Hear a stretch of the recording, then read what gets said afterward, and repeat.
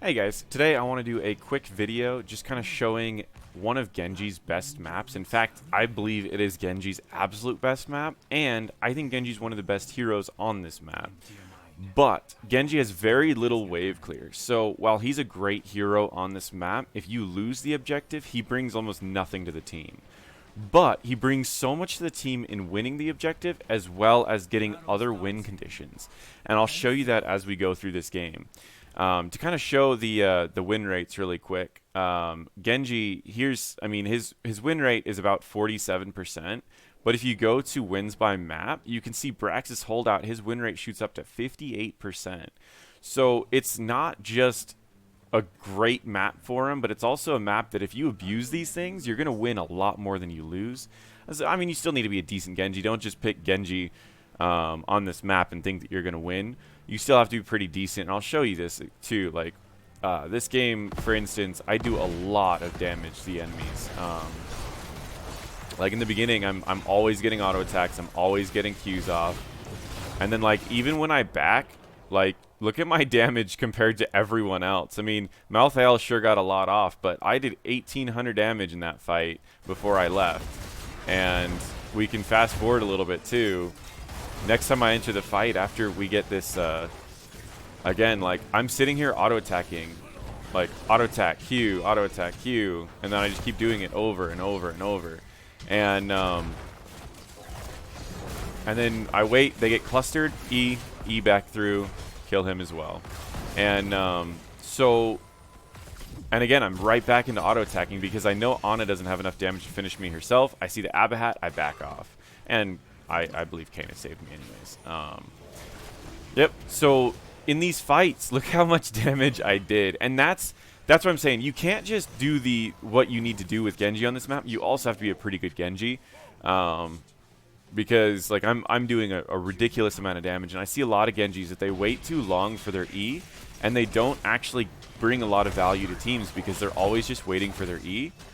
And yeah, well, waiting for your E is good if you have a team that's really amazing and getting tons of damage off. And while I love this team, this is my team league team. It's not necessarily should be their job to get everyone low. Genji can still do a lot of damage. So that's just all fun and everything for Genji, but I'm going to show you the reasons why he's picked. So firstly, roaming. Genji has a lot of burst damage and a lot of mobility, meaning if you want to roam and assist the top lane, you can get kills even on multiple people because it's easy for you to roam around and get a lot of value off of your abilities and your attacks, allowing you to easily get one or both of these sides because you can roam, take out 2 people up at top lane, and then roam back down bottom lane, or just get 2 kills up at top lane and then go bottom lane. And the great part about this is you are great at rotating between these lanes because let's say, for example, there's a fight going on here. You can move up here and you can dash through and quickly get a kill, and then you could get back to your team. Well, not a lot of other heroes can get over these areas. So I'm going to fast forward a little bit because we don't really need to see me fighting, but you can easily jump over these areas with either your trait or your E, and then go and kill either of these sides. And another thing that's really cool about Genji is if you do have vision over siege camp, he's very mobile to get in here and dash over and help out the siege camp.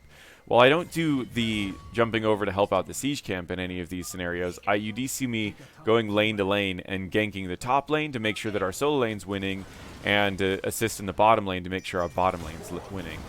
And it's just a really strong combo of constantly going back and forth between top and mid and assisting both lanes over and over and over. And you see me just getting kill after kill in these rotations. Like at the moment, I'm sitting at almost 30,000 damage by level 10. And I have 8 kills, 4 assists, no deaths, just because. But you can see my XP contribution's really low. Like while it's a decent amount, I'm lower than Kael'thas, I'm lower than Ana, and it's just because I'm rotating and I'm roaming and making sure that I'm helping out both of these lanes at the same time. So you can see that's the first reason, the first most important reason why you want to play Genji or even Tracer. Just roaming back and forth between top and bottom lane Gives you so much value. Now I'm fast forwarding to show you guys one more reason why Genji's so strong in this map. And I'll show it to you in just a second. But yeah, and what I like to do on this map too is I like to get Dragon's Claw, and I like to get a couple of the deflect talents, just because you can use the camps, this camp right here if you're in the 4-man, and you can easily charge up your Dragon's Claw, or if you're on the other side you can charge up your Dragon's Claw there, or charge it up there if you want to take a little bit of a roaming. But the great part is if you roam and use Dragon's Claw, you get a huge burst damage. You E into them, you get your Dragon's Claw off, and in the quick amount of burst that you can get in the solo lane is really nice. But I'm not saying you have to get Dragon's Claw. It's just my own preference. It's not the pro build by any means. But because of his nerf to his trait, you kind of need to get Agile to dismount. But yeah, and then we have, again, we've got a little fight up here. And I go up, I kill just the Zul, and then I don't worry about the Malthael. And I just get out. But yeah, I'm going to fast forward to the last part that I want to show you. So once you get a couple kills on Braxxis, you like to usually go for the boss. Now, normally you won't go for the boss with only 2 people dead and them up in 20 seconds because you can't do it fast enough. But I wanted to show you guys that Genji can do it pretty fast because, I mean, I also go to kill Zul really quick and then I hop back in. But I want to show you something. When I hop back in here, watch the boss's health really quick. Watch this. Boss's health just got dropped so fast. So let's rewind for a second and see what happens. So I'm up here, and I see the Zul's going down there. So I want to scare him off with the team. They see me, they get scared off. Now, they think that I'm still over there, so I jump back over here. I walk up, and I tank the boss. I do deflect. Now look at that. The deflect is only 25% down, and I've done 5 sets of 103 damage. 25% of your deflect, and I've done 500 damage. That means that I'm going to do 2,000 damage over the course of 1.25 seconds. 2,000 damage over just a little bit over a second. Look at that. So Genji's deflect can do a huge chunk. It's about something like 20%. It's a little under like 20%.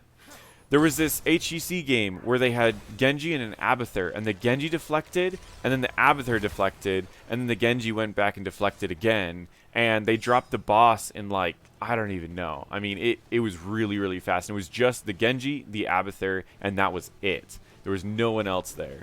And it just shows you how powerful this combo can be. And again, we go in here. I get moshed, but Alex Straza saves me. And we end up going through, pushing with boss, pushing with the objective, and winning the game. So that is why Genji is so powerful. He can rotate from lane to lane, giving your solo lane kills so that your solo lane can win their lane. If they weren't winning it before, now they will. He can do a lot of damage bot lane. The enemies are clustered, so you can get multiple E's off. But adding in the fact that he can drop bosses very quickly, so you only need to get a couple kills to be able to quickly get a boss with Genji, he becomes a force to be reckoned with on this map. And I highly recommend people who like assassins to go and constantly be ganking lanes to try out Genji on this map. He's really, really strong. And if you feel like you don't want to run a Genji, think about a Genji ban on this map. He's incredibly strong, and having him constantly ganking your solo lane and getting kills in your solo lane is really frustrating. I mean, as you saw, Killthos ended up beating me in the damage game near the end, but you can see 10 kills, 12 assists. I was constantly killing our solo lane, the enemy solo lane, and I was constantly getting value in multiple lanes. And he's just so strong with just that rotation. He's so strong with killing people in rotations, and doesn't help that he can assist in taking out bosses so quickly with his deflect. Well, that is my guide for Genji on Braxxis. That's why I think Genji is one of the best heroes for Braxxis, and I mean, definitely Braxxis is Genji's best map.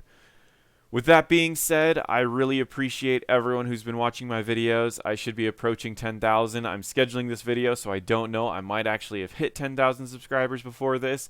But the next goal I'm going for is at 15,000. So if you guys are watching this and you want to help me out with that goal, I'd really appreciate it if we could hit those 10,000 subscribers or 15,000 subscribers.